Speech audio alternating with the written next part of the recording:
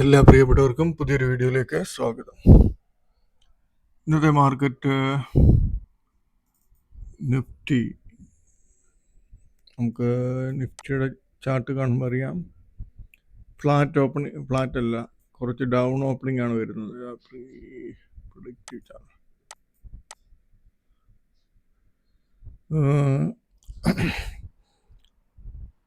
Down. ഇപ്പോൾ C P ആറിന് ഒത്തിരി താഴെയാണ്. മൈനസ് ഓപ്പൺ ചെയ്തതിന് ശേഷം നേരെ സി പി ആറിൻ്റെ മുകളിൽ കയറിപ്പോയി.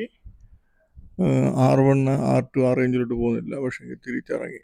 അപ്പോൾ സി പി ആറിന് താഴോട്ട് പിന്നെ ഇറങ്ങി, പിന്നെ വൺ സൈഡ് മൂവ്മെൻറ്റ് താഴെ, അതിനുശേഷം താഴെ കൺസോളിഡേഷൻ ആയിരുന്നു.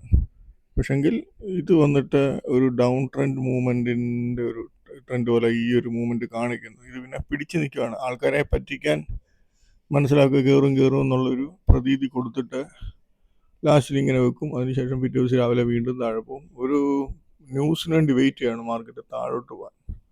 എനിക്കതങ്ങനെയാണ് കണ്ടിട്ട് തോന്നുന്നത്. ബാങ്ക്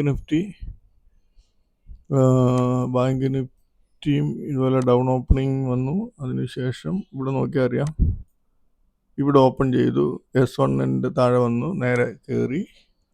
R1 ഒന്നും പോകുന്നില്ല, സി പി ആറിൻ്റെ മുകളിൽ പോയതിനു ശേഷം പിന്നെ ഇറങ്ങി.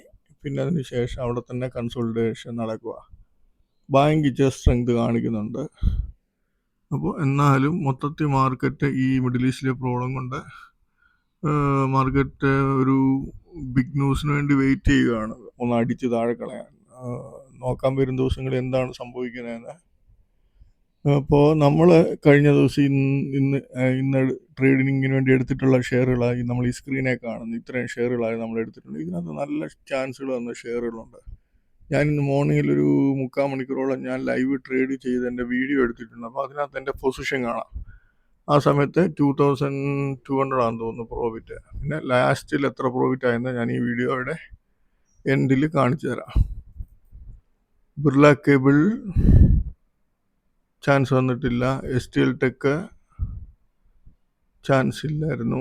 KSLനകത്ത് ചാൻസ് ഉണ്ടായിരുന്നു. നമ്മൾ KSLനകത്ത് ഞാൻ വീഡിയോ പറഞ്ഞിട്ടുണ്ടായിരുന്നു, 920 ആവറേജ് വന്നിറങ്ങുവാണെങ്കിൽ ചാൻസ് എടുക്കാം. അത് കറക്റ്റ് 925 വരെ എങ്ങാണ്ട് വന്നു, 25 വരെ വന്നിട്ട് ഇറങ്ങി. നമ്മൾ 920 താഴെ പോകുമ്പോൾ നമ്മൾ ഒരു എൻട്രി എടുത്താൽ നമുക്ക് 888 വരെ കിട്ടുന്നുണ്ട്. നല്ല ചാൻസ് വരുന്നുണ്ട്. RML വന്നിട്ട് മാർക്കറ്റ് ഡൗൺ ഓപ്പണിംഗ് വരുന്നതുകൊണ്ട് ഈ ഷെയറുകളെല്ലാം ഡൗൺ ആണ് വരുന്നത്. FM ഗോൾഡ്സ് വന്നിട്ട് ഓപ്പണിങ് ഇന്നലത്തെ ക്ലോസിംഗ് കുറച്ച് ഡൗണിൽ, അതിനുശേഷം പോയി പ്രീവിയസ് ഡേ ഹൈ അടിച്ചതിന് ശേഷം തിരിച്ചിറങ്ങി.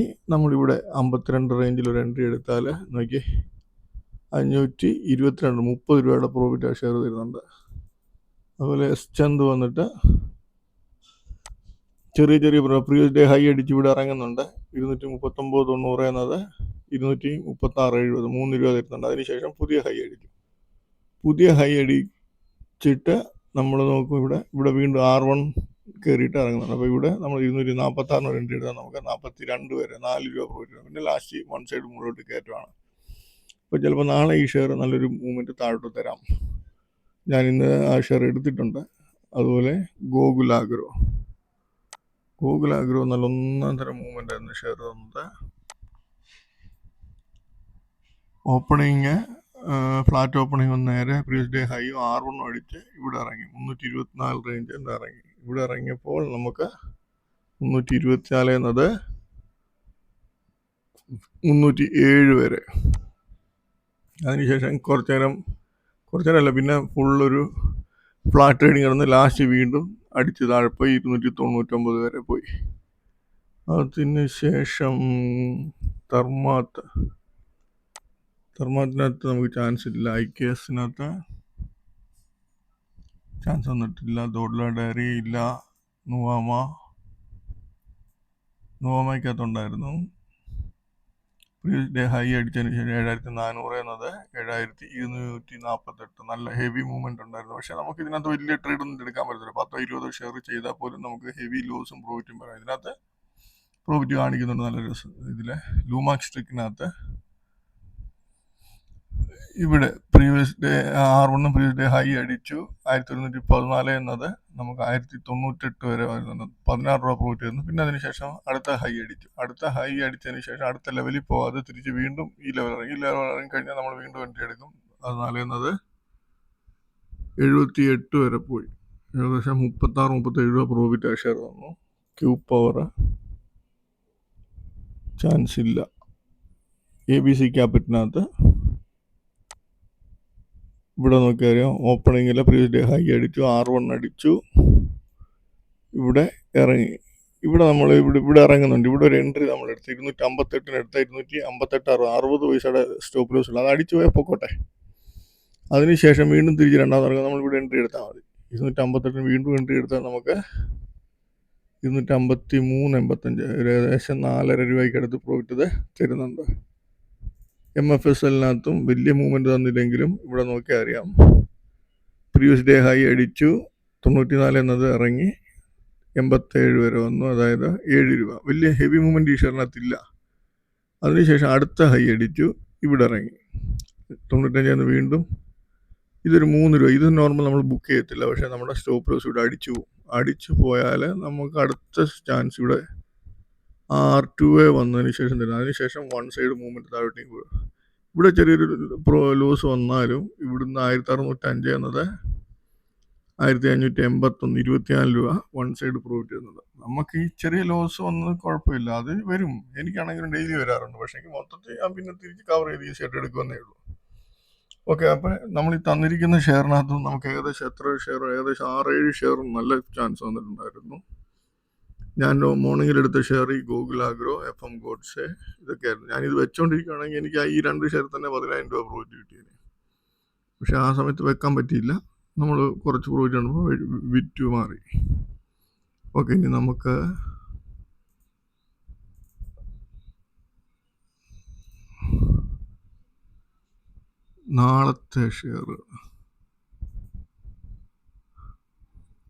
നാളത്തെ ഷെയറിനകത്ത് നമുക്കധികം മൂവ്മെൻ്റ് ഉള്ള ഷെയറുകളില്ല. പക്ഷെ നമ്മൾ എടുത്തു വെച്ചേക്കുന്ന ഷെയറിനകത്ത് ചാൻസ് കിട്ടുവാണെങ്കിൽ നമുക്ക് ഈ EMI എന്ന് പറയുന്ന ഷെയർ ഈ ഹൈ അടിച്ചിട്ട് ഇറങ്ങുവാണെങ്കിൽ നല്ല ചാൻസ് കിട്ടാൻ സാധ്യതയുണ്ട് ഈ ഷെയറിനകത്ത്. ഇത് ഡൗൺ ഓപ്പണിംഗ് ആയിരിക്കും. ഡൗൺ ഓപ്പണിംഗ് ആണെങ്കിൽ ഈ ഷെയർ ഇപ്പം ഓപ്പണിങ്ങിൽ ഇത് 47 താഴെ പോയിട്ട് തിരിച്ച് കയറുവാണെങ്കിൽ ഇത് ചിലപ്പോൾ ഒരു വൺ സൈഡ് മൂവ്മെൻറ്റ് അപ്പിലോട്ട് തന്ന് ഫസ്റ്റ് ടാർഗറ്റ് ഈ റേഞ്ച് വരത്തക്ക പോലെ വരാൻ ചാൻസ് ഉണ്ട്. അപ്പോൾ അത് ശ്രദ്ധിക്കുക. ഈ ഷെയർ ഓപ്പണിംഗ് ഡൗണിൽ വന്നാൽ ഒരു പ്രാവശ്യം തിരിച്ച് കയറി ഒന്നിൽ ഹൈയോ അല്ലെങ്കിൽ 56-57 റേഞ്ചിലോട്ട് വരാൻ ചാൻസ് ഉണ്ട്. ഒപ്റ്റിമസ് എന്ന് പറഞ്ഞ ഷെയർ നല്ല മൂവ്മെൻ്റ് ആയിരുന്നു.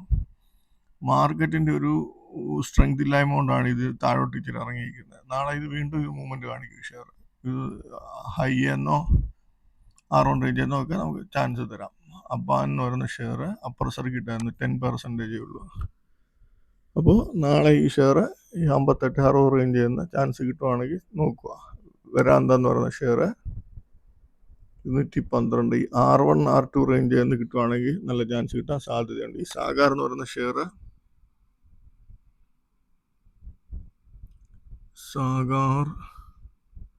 നാളെ എനിക്ക് തോന്നുന്നു ഇത് 58 ഈ 50 താഴെ വന്നതിന് ശേഷം ഇത് ബൈ ചാൻസ് ഉള്ള ഷെയറാണ് ഈ സാഗാർ എന്ന് പറയുന്ന ഷെയർ.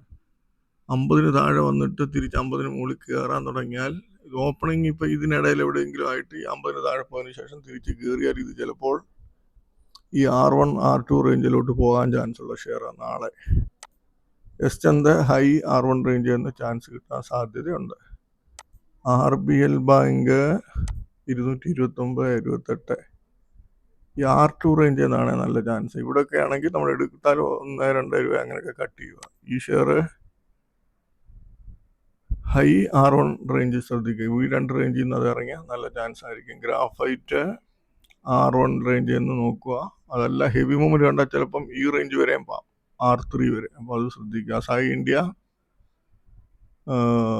ഈ 800 പോയിട്ട് ഈ റേഞ്ച് കട്ട് ചെയ്യുകയാണെങ്കിൽ നല്ല ചാൻസ് ആയിരിക്കും. AU bank